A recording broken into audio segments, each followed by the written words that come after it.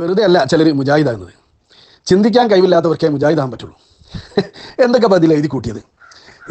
അറിവിന്ദലാവ് നേരത്തെ വളരെ മോശമായിരുന്നു, അത് തിരിഞ്ഞില്ല, ഇവർക്കൊക്കെയാണ് തിരിഞ്ഞത്, ഇപ്പോഴാണ് നമുക്ക് തിരിഞ്ഞത്, ഇങ്ങനെയൊക്കെയാണല്ലോ ഇപ്പോൾ എഴുതി കൂട്ടിയത്. അങ്ങനെയാണോ സംഭവം? അറിവിന്ദലാവ് നേരത്തെ മോശമായിരുന്നു എന്ന് ആർക്കെങ്കിലും അഭിപ്രായം ഉണ്ടോ?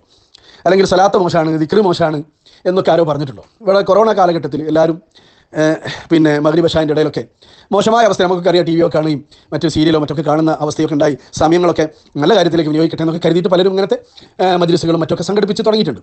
അന്നൊക്കെ അത് ദിക്റ് ദുആ മജ്ലിസുകളൊക്കെ നല്ല കാര്യങ്ങൾ തന്നെയാണ് സ്വലാത്തൊക്കെ. എന്നാൽ ഇന്ന് ഓഫ്ലൈൻ ആയിട്ടൊക്കെ കാര്യങ്ങൾ നടക്കുമ്പോൾ ഒക്കെ ഉണ്ടാകുന്ന കാര്യങ്ങൾ അതൊക്കെ സംഘടന വീക്ഷിക്കുന്നുണ്ട്, അല്ലെങ്കിൽ പണ്ഡിതന്മാർ വീക്ഷിക്കുന്നുണ്ട് എന്ന നല്ല നിലയ്ക്കല്ല ഇത് ചിന്തിക്കുന്നുണ്ട്. ദീനീ വിരുദ്ധമായ എന്തെങ്കിലുമൊക്കെ ഇപ്പോൾ ഫിസിക്കലായിട്ടൊക്കെ നടക്കുന്ന സമയത്ത് ഉണ്ടാകുമ്പോൾ കാണുമ്പോൾ സംഘടന ഇടപെടുകയും താക്കീത് ചെയ്യുകയും അല്ലെങ്കിൽ അതിനെക്കുറിച്ചൊക്കെ വിവരം ജനങ്ങൾക്ക് കൊടുക്കുകയൊക്കെ ചെയ്യാന്നുള്ളത് ഈ പ്രസ്ഥാനത്തിൻ്റെ പ്രത്യേകതയല്ലേ മനസ്സിലാക്കേണ്ടത്. നേരത്തെ മോശമാണെന്ന് ആരെങ്കിലും പറഞ്ഞിട്ടുണ്ടോ? ദിക്റും ദുആയും സ്വലാത്തൊക്കെ മോശമാണെന്ന് ആരും പറഞ്ഞിട്ടില്ല. എന്നാൽ മുജാഹിദിന് ചൊവ്വാഴ്ച ദിക്റെല്ലാം പറ്റില്ല. കാരണം ചൊവ്വാഴ്ച ചെല്ലണമെന്ന് പറഞ്ഞിട്ടില്ല, റസൂലുള്ളാഹി ഹദീസിൽ പറഞ്ഞിട്ടില്ല. വെള്ളിയാഴ്ച ചെല്ലണമെന്ന് പറഞ്ഞിട്ടില്ല, ഇങ്ങനെ കൂട്ടായി ചെല്ലണമെന്ന് പറഞ്ഞിട്ടില്ല. അങ്ങനെ സലാത്തേ ചെല്ലാൻ പറ്റാത്ത അവസ്ഥയാണ് മുജാഹിദിൻ്റെ. എന്നാൽ സുന്നികളെ സംബന്ധിച്ചിടത്തോളം അങ്ങനെയല്ലോ. അപ്പോൾ സലാത്തും ദിക്റും ദുആയും മജ്ലിസും മോശമാണെന്ന് ആരും പറഞ്ഞിട്ടില്ല. എന്നാൽ സാഹചര്യങ്ങൾക്കനുസരിച്ച് എന്തെങ്കിലുമൊക്കെ മാറ്റമോ ദീനി വിരുദ്ധമായി കണ്ടാൽ അവിടെ പ്രസ്ഥാനം ഇടപെടുക, പണ്ഡിതന്മാർ ഇടപെടുക എന്ന് പറഞ്ഞാൽ പണ്ഡിതന്മാർ പ്രത്യേകത തന്നെയാണ്. അതാണ് പണ്ഡിതന്മാർ. പിന്നെ ഇവിടെ കാരന്തൂർ എന്നൊക്കെ പറയുന്നുണ്ടല്ലോ. ഇങ്ങനെയൊക്കെ പറയുമ്പോൾ എന്തോ വലിയ സംഭവമാണെന്ന് വിചാരിക്കേണ്ട മുജാഹിദുകൾ കേട്ടോ. കാരന്തൂരിനൊക്കെ പ്രത്യേകത ഉണ്ട്, കാന്തപുരസ്ഥാനൊക്കെ പ്രത്യേകത ഉണ്ട്, എല്ലാവർക്കും അറിയാവുന്നതാണ്. ലോകം മുഴുവൻ അറിയപ്പെടുന്ന ഒരു പണ്ഡിതനാണെന്ന് എല്ലാവർക്കും അറിയാവുന്നതാണ്. അത് മുജാഹിദുകൾ തന്നെ സംഭവിച്ചതാണ്. കേൾപ്പിക്കണമെങ്കിൽ ഞാൻ കേൾപ്പിച്ചുതരാം. മുജാഹിദ് നേതാക്കന്മാർ തന്നെ പറഞ്ഞത് അതും കേൾപ്പിച്ചുതരാം, ജമാഅത്തെ ഇസ്ലാമിക്കാർ എഴുതിയതും കേൾപ്പിച്ചുതരാം, ഒക്കെ കേൾപ്പിച്ചുതരാം.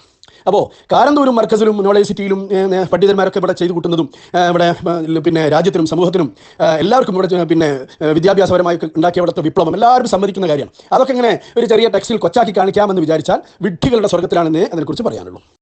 പിന്നെ വേറൊരു കാര്യം പറയാനുള്ളത്, മുജാഹിദുകളോട് പറയാനുള്ളത്, അവനവൻ്റെ അടുപ്പിൽ ഇങ്ങനെ കത്തുമ്പോൾ ആരാൻ്റെ ഗേറ്റിൻ്റെ അടുത്ത് പോയിട്ട് ഇങ്ങനെ എഴുതി നോക്കണ്ട.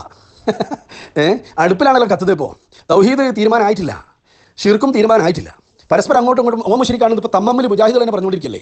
മുജാഹിദ് ബാലുശ്ശേരി നിലവിളിക്കാണ്, ഇന്നതാ അനസ് മുശ്രിക്കാക്കി, അനസേ എന്നെ മുശ്രിക്കാക്കി എന്ന് പറഞ്ഞിട്ട് നിലവിളിക്കുന്ന ക്ലിപ്പ് വേണമെങ്കിൽ ഞാൻ തരാം. മറിച്ച് അങ്ങോട്ടും പറയുന്നുണ്ട്. എന്താണ് ഇപ്പോൾ വിഷയം?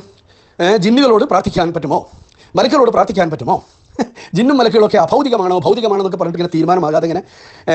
അതുപോലെ ഹദീസുകൾ പലതും ഈച്ച വെള്ളത്തിൽ വീണാൽ ആ വെള്ളം ഒന്നും കൂടെ മുക്കി കുടിക്കാൻ പറ്റുമോ, അത് ശാസ്ത്രീയമായി ഒന്നുകൂടി പരിശോധിക്കേണ്ടതുണ്ടോ, ഹദീസ് സ്വീകരിക്കാൻ പറ്റുമോ അല്ലേ എന്നുള്ളത് പരിശോധിക്കേണ്ടതുണ്ടോ, ഖബറിൽ ചോദ്യമുണ്ടോ എന്നുള്ള ചോദ്യമുണ്ട് എന്നുള്ള ഹദീസ് അത് അംഗീകരിക്കണ്ടേ, റഖീബ് അതീദ് അതുണ്ടോ അല്ലേ, ഖബറിൽ ശിക്ഷ ഉണ്ടോ അല്ലേ, സംസം വെള്ളത്തിന് പ്രത്യേകത ഉണ്ടോ അല്ലേ, ഈ വിഷയത്തിലൊക്കെ ഇപ്പോൾ മുജാഹിദുകൾ 8ഉം 10ഉമായി സംവാദങ്ങൾ നടന്നുകൊണ്ടിരിക്കുക.